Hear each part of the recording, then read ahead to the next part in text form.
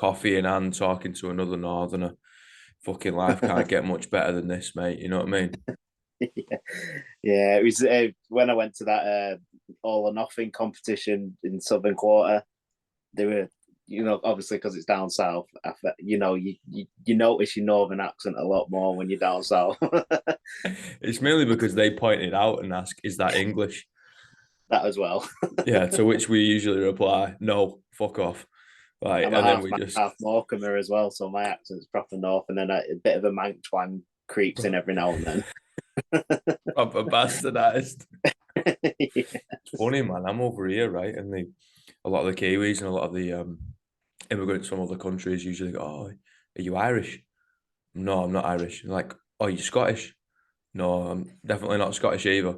They're like, oh, okay. What are you, like German then? I'm like, mate, there's more countries in that little piece of land. Yeah. You know what I mean? You could have guessed something else. Like, well, There's you're not loads of little English. islands as well, isn't there? Yeah, precise. Like, Oh well, well. I'd like to beg to differ, like maybe I am English. I don't know. Who the fuck knows anymore, mate? That north of England is a little crazy stretch of land, mate. Yeah.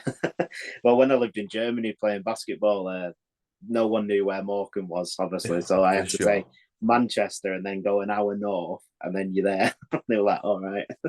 So Why are they everyone gonna knows. know where Markham is, man? Come on. Like a little Now I can stretch of just say, well, beach. Tyson Fury lives here, so That's also true. He has put it on the map with literally up the road. legit. Yeah. He did didn't he do an interview with Gary Neville walking along the Yeah, on the beach? beach. Yeah. That was a cracking interview, Yeah. that. The beach is lovely in summer. Yeah. It's the only Yeah. beach we could ever get to, mate. Come on. That or Yeah. Blackpool. Are you having a laugh? Yeah, Morecambe's nice, and then Blackpool. No offense to any Blackpool listeners, but It's because the sea's not literally black. yeah, that's true. And there's about 400 people less per mile. Yeah. And there's no anorexic donkeys. Yeah, that's true. Jesus Christ. You think back to when you were a kid, man, it's like, oh my God, this is not okay. That rubbish everywhere. These Yeah, donkeys are probably 100 years old. yeah. It's Bored not shitless and just like, my on. God. It's like, what am I doing here? It's raining all the time. Why am I on a rainy beach? It's like, yeah, The you north of beats me, England for mate. you, innit? Yeah, it's great. Great, and the people are depressed, but we love it. Yeah. Pie and chips and all that. Iron chips, mate. Black Pill Rock. Yeah. They're What else is sweet. That's gonna break your yeah. jaw. Dirty, horrible chips on the beach? Yeah, mate, that's the thing.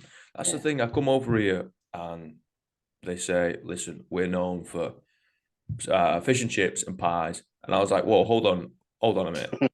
Let's back up your horses now. You're not, because you got it from somewhere, right? But the quality's way better. I've got to admit, the quality when you leave home is way fucking better. But Yeah. you've not got that nostalgia. You know what I mean? Because Yeah. you don't Not go got to the the grease dripping through your paper. yeah, and it's not served in newspaper, you know. It's the Uh, nostalgia of like, I'm going to have diarrhea tomorrow. Like this yeah. is gonna be violent. But Yeah. But for that 10 minutes of eating it, it's worth it. oh God. Yeah, it's doused in vinegar, mate. Nasty, nasty shit. Basketball. Let's talk about basketball, mate. Yeah, so I've been playing for about, God, how long is it now? About 22 years now. Fuck. So I started with the Lancaster Bulldogs, which is obviously my hometown. Uh, I was pushing home from primary school, and some guy called Hamish, who sadly passed away now, saw me and came across the road and said, "Oh, are you interested in playing basketball?" And I was one of them. Oh, I don't know, maybe. When you're a kid, you've got 100 million things you want to do. And then I went down and loved it. This is back in the day when there was no anti-tips on the chairs. The chairs were ugly compared to what they are now. They were heavy. You fell out backwards every 2 minutes because you push fast and you go whoop straight out the back. Then started representing Northwest juniors, under 15s, then under 50, then under 19s, and then moved to Manchester Mavericks uh, just Another because they were level. in, I think they were in a higher division then, so I wanted to give it a go. And then we played at the YMCA Castlefield Hotel in Manchester, and it was such a great court. You know, it was like a stone floor, but the baskets were amazing. It was, I don't know if you know it, but the court Mm. that's still one of my favorite courts now. I've not been for years, and I'm hoping they've not changed it. But that court was just so many memories there. And then got into GB under 22 squad. Got noticed at the national championships, you know, for the Northwest under 19s. Mm. Got invited to a couple of camps. Then got selected for a couple of friendly tournaments and that. And then yeah, just progressed from there. Unfortunately, didn't make the men's squad just because at the time, you know, my training probably wasn't as disciplined as it is now with CrossFit. It was more, you know, I'm loving the journey, but actually not putting the extra work in. And back then, there was in wheelchair basketball, there's so many different classifications. Mm. So for me, I'm a 2.5 and a ball handler and a guard. And my time with the men's squad, there was a lot of players in front of me as well. So I would have had to work 3 times as hard, knock players out that had been, I don't know, playing 10 years in that position. Great guys, but it would have been hard to take their position and they wouldn't have let me take it easily. Yeah, for sure. And then, yeah, just moved around a few clubs. Played in, where was it? Milan for the European Championships for the under 22 squad, where we won silver. And then the German coach was involved with the Frankfurt team, Manhattan Sky Wheelers. And I asked if, they needed a player because wheelchair basketball abroad is, you know, it's so much better than England, as in sponsorship, money. It's just a bigger sport. So I went over to Frankfurt for about 6 months and loved it. You know, the level of basketball there was amazing. You know, it's even the Division 2 teams were strong and it was a good eye opener. Unfortunately, I think how old was I? 18, 19. So probably mentally and maturity wise, I wasn't ready because I went too early. I was sold the dream of going abroad, not by anyone, just to go abroad, and you know, didn't really do anything with that professional career side. Yeah. And then just came back and moved around a few clubs back in England. So I played for Sheffield Steelers, Mohawks, and then I think it was about 5 years I played for the Oldham Owls, which was based in Tameside. They've now merged with the Manchester Mavericks on my first team, so they call Manchester Revolution now. But you know that I should have gone to Owls, one of my first ever teams, because the coach in there, I learned a lot. You know, I played with some great players, and I mean GB athletes. Mm. You know, it's been great, and now I'm back to Lancaster Bulldogs because it's up the road. It's training's up the road, and you know we had a season where we're in the first division, and then we've just had a season out because we lost a few players, you know, to go to different teams and that because they weren't local, and we've really tried building the team, you know, in this little gap, and now we're re-entering. So hopefully the first game's in October. Mm. So we will be in the third division, National League in Britain. So that'll be in the north. So that'll be good.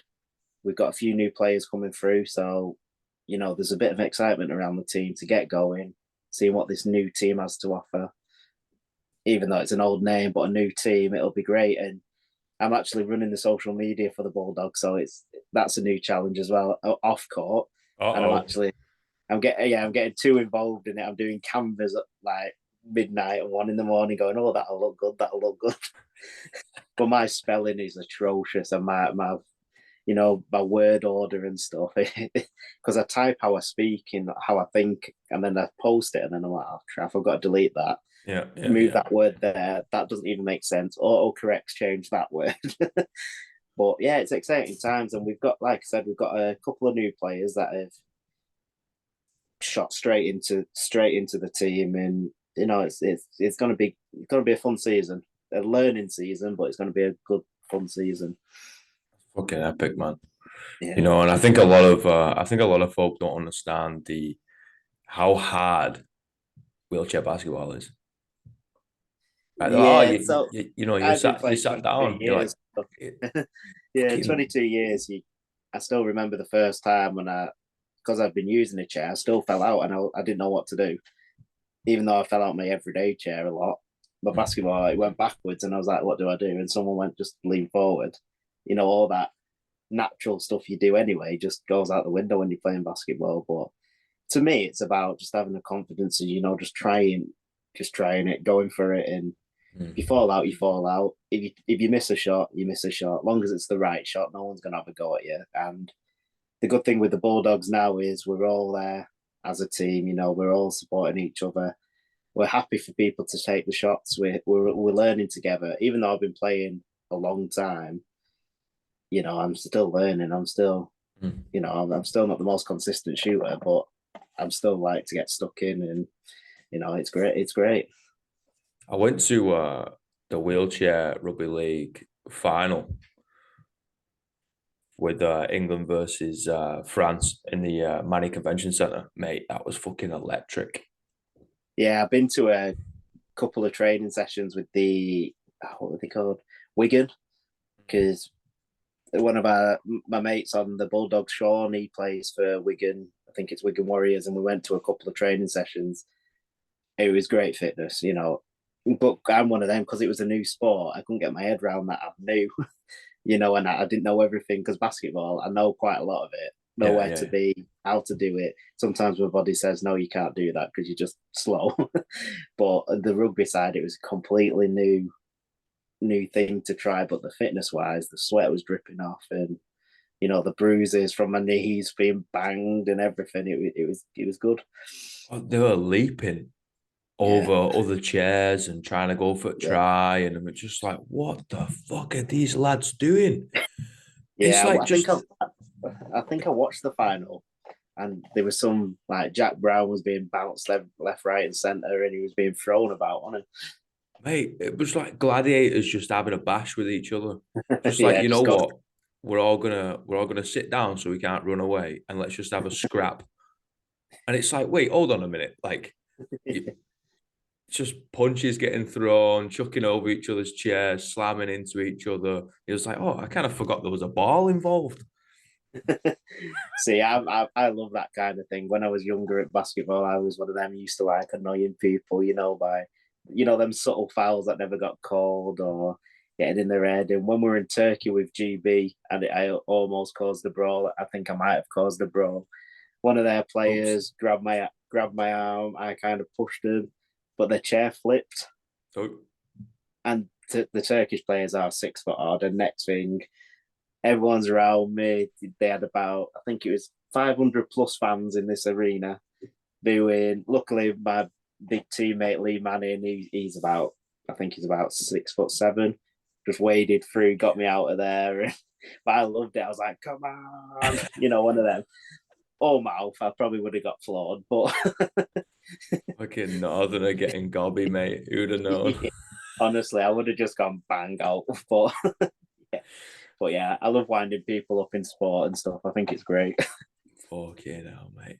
But I can So also take it. I can give it, but I can also take it. So I think that's the important bit. If you're going to be a gobshite, make sure you, you can take it if someone else gives you it. Because you can't have a glass jaw, can you? Really? Let's be honest. no, definitely not. And I I think always you go for learn that. the biggest and strongest player just because I know it'll annoy you.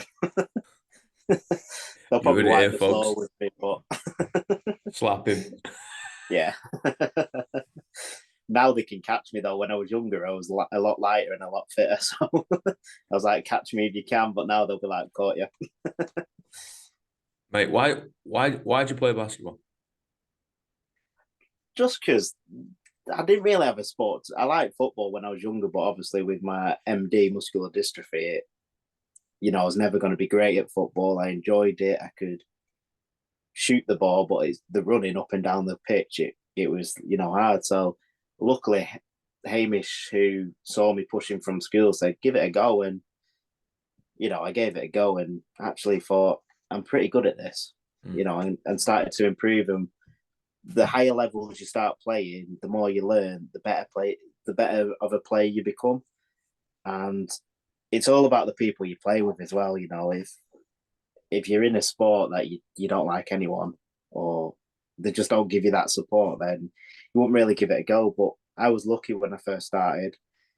I started with the Bulldogs, and then I got into Northwest, saw different competitions, and then got into GB. Saw how great the other international teams were, how strong they were. Then you learn more, because then I started learning about playing abroad. Started following them. I think this was just as Facebook was starting, so they had slight YouTube videos, and Showing your age, then bro. I heard of then I heard about a Pat Anderson, who's from Canada, a double amputee, who's like the GOAT. He's like the Messi of wheelchair basketball. And I was fortunate to go to a training camp in America through GB in Illinois with Pat Anderson. Pat Anderson was there, and when I played in Germany, he played for Cologne and I played for Frankfurt, and he remembered me. And that was like, you shot a free over me, you banked it off the backboard in front of me.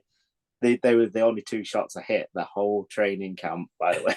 A week's training camp, couldn't hit a thing apart from them two shots. But yeah, it was great. And then once you start getting that confidence and start believing, actually, you are pretty good at this, despite what some people might say about people. If you Yeah. believe you're good enough, then, and if you're enjoying it, go for it.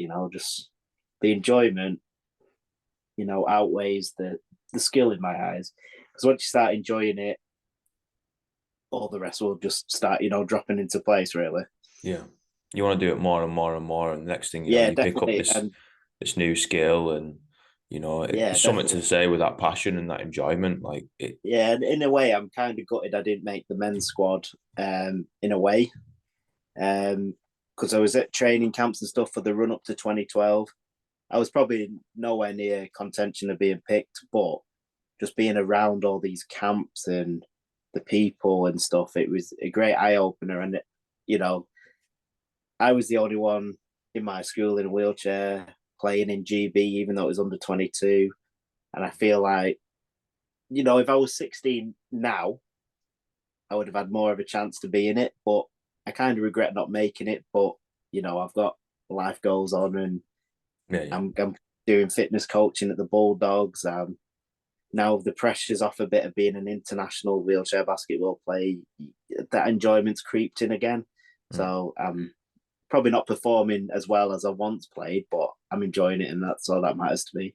Especially when you get older, you don't want all the drama, you don't want all the hassle, you just want a nice, easy life and enjoyment, definitely. Play a bit of ball and that's it, Yeah, shoot with a your couple mate, hoops. have a few beers afterwards.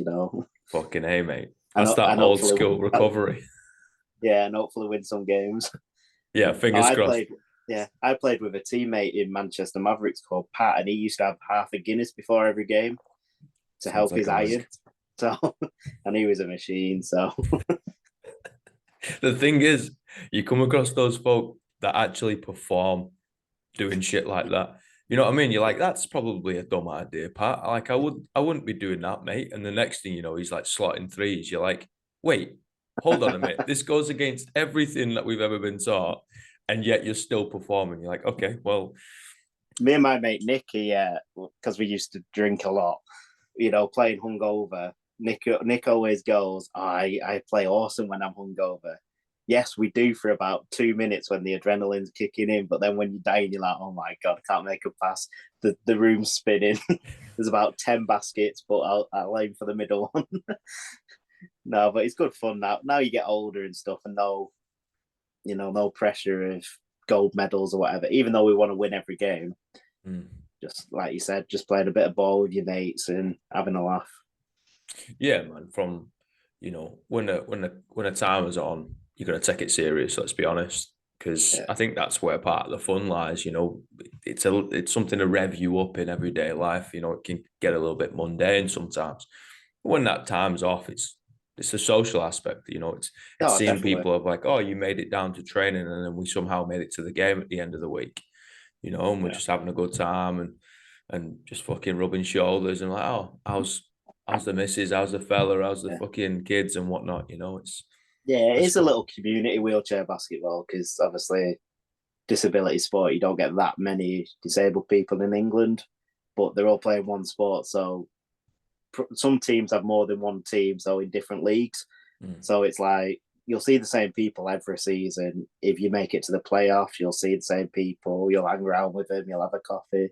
Mm. So I've not seen the GB boys for a long time that I was in GB for. But when I see them, they always say hi to me. It's like, you know, them friends that you don't need to speak every day, but when you do, you just carry on like you've been together for years. So For sure.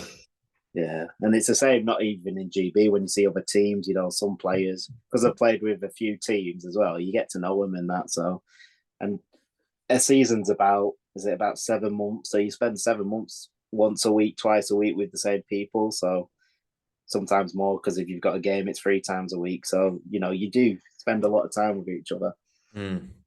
And I think that's what really hit people during COVID is that social aspect. You know, just the consistency of faces.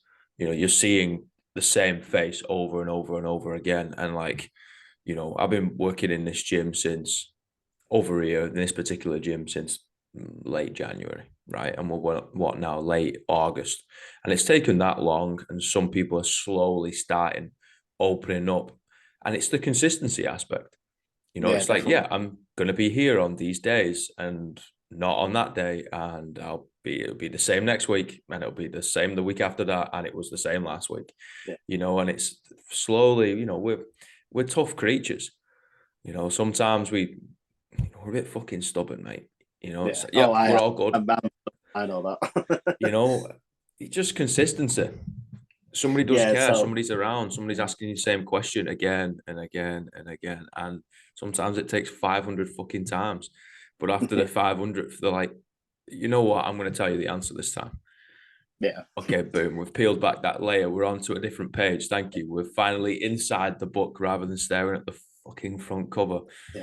So lockdown, I'll be honest, I spent all my time asleep all day and all night. I was eating oven chicken nuggets that I just chucked in the oven and playing on my Xbox, you know, with my mates. And before lockdown, I could quite easily be a hermit. I wasn't really fitness freak, even though I've done wheelchair basketball. I was never a gym person. I hated the gym. Um, and then where was it? I saw my mate Sean pushing on Morecambe Promenade when I was in the car. So I pulled over and went, "Oh, can I join you when you're next doing it?" And he said, "Oh, I'm doing it tomorrow if you want to join." Obviously, you know, the social distance and all that. Mm. And it was, I can't remember the distance, but it took Sean half an hour. And Sean's a paraplegic. I'm so he's a 1 pointer in basketball. This will might make sense to wheelchair basketball players. And I'm a 2.5, so I've got a lot more mobility. And on a basketball court, back then I was a lot faster than him. And it took Sean about half an hour to do the push.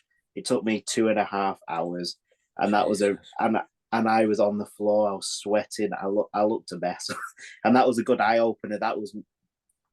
This was about I think 6 months into lockdown, or you know, in between the two lockdowns. Yeah, yeah. It all merges into one. But that was a real kick in the teeth, saying, "Nat, you need to sort yourself out.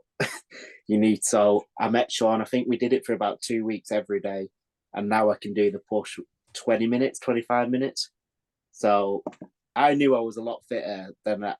Well, I was a lot fitter before the first time I pushed with him, Mm. but that was it. You know, sometimes it takes someone's taking a picture of you with your top off, or Yeah, you yeah, know, yeah. just something like that to go right.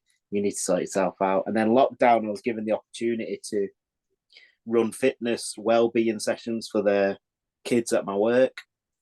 So I thought, all right, yeah, it'll be easy. It'll be seated exercises. It'll be just moving. And then I did it for staff. And then actually I found a love for kind of coaching and going, right, let's do PE. But then I thought, right, I need to get fit because if I'm doing exercise and people are going, why is he doing exercise? He's 15 stone, he's fat and all that. So yeah, it was good. And then I tried the rugby because I was doing all this adaptive fitness. Some of the old videos I've posted they come up on my time hop, and I'm like, oh my god, cringe. But at least it's not like 2002 cringe, you know, the statuses you used to put and all that. But then I signed up for a Born Survivor, which is an army 30 obstacles, mud, water, crawling. You get absolutely filthy. And then I was like, I'm still not fit enough. So I joined CrossFit Central Lancaster, and I went every day for the week up to it because I thought I need to get fit. And you know what? The support in that gym was amazing. From the first step in, Sam, the coach, was like, let's not see what we can do. Let's see how you can do it. And it, that one line was just like, wow, let's get in. And then even we've got people from all walks of life. We've got vets, we've got a doctor, we've got waitresses, we've got, all sorts of people, and they're all there to support you. And then I went to watch some of the guys competing in a CrossFit competition, because back when I first started, I didn't know there was competitions in CrossFit. And there was a live DJ, there was dogs, there was loads of people, but everyone was supporting each other, even though you're on a different team. It was like, yeah, come on, mate, you can do that. And then I was like, right, I want a bit of that. So then I was like, right, I need to get fit if I'm competing. And then bit the bullet and went, right, I'll join. I emailed Rain Hills, which is a comp in Manchester, Train Manchester. I know, thinking, I was like, basically asking if they could adapt it and stuff. And half of me was thinking, please don't get back to me, then I don't have to do it. But Gabby, she literally emailed me back in half an hour, said, yeah, of course we can adapt anything, sign up. Once we know what's what, we can work with you. And they actually asked me for adaptations. They didn't go, right, we'll adapt it this way for you. What can and can't you do? And how can we put you on a level playing field? Even though the move might be slightly different, we're scoring you the same. And luckily it was a pairs comp. So the guy did it with Pete. He's a bit of a veteran at competitions and stuff, so he knew little bits.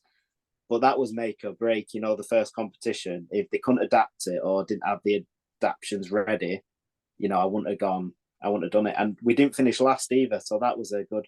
I wasn't just the token wheelchair athlete, it was I actually hold my own against him. I don't think I'm ever going to win an able body comp because it's just logistics. But if I'm never bottom 5. So to me, and I've done I've done 3 Rain Hills now, and each time I'm higher and higher. So I'd never say never. I might podium one day in this able body comp, but that first competition, mate, honestly, it was the make or break if I was a competitor. And then I signed up for the CrossFit Open, mate, and I messed the first workout up. I didn't realize there was different divisions in CrossFit. I just thought disabled athletes did the same, but their own adaptations, and then actually went on the website and I was like, oh, actually, whoops. So actually, I probably would have scored better because the first workout in the Open, it was wall balls, U-turns, and something else, which I'm actually quite good at. But I finished, I think it was 12th in the Open in my division, and that was a good eye opener because I was at my mates. They were having a bit of a party, a bit of food, and that, and they're all CrossFitters, and we kept looking. And Avril, I can't think of her age, but she was on one of the older divisions, and she was top 10, and I was top 10. Well, I was first for one point, and then the Americans put the scores in, and then I was like ding ding ding ding ding. But then again, like basketball, because of the first competition at Rain Hills and the CrossFit Open, I was like, actually, I could be quite good at this, So, and then just things started clicking in the CrossFit gym. So my C's to D's, for the pull-ups and the toes to bars, that just clicked one day because for 4 months I was looking at people in the gym and they looked amazing doing it. And I was like, I looked like a robot, like one click at a time. I was like, what am I doing here? But then one day I just put my hands on the bar, the rig, and just started doing it. And I was like, actually, wow. And then it's given me a real eye-opener of progress and trust the process.